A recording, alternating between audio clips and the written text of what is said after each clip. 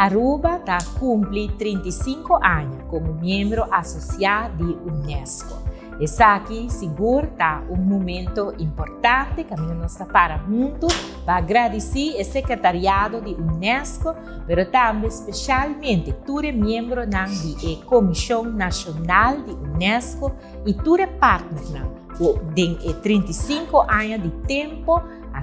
de brindar não sostém para trabalhar por acordo assim, a terreno de cultura, de educação, de ciência e informação.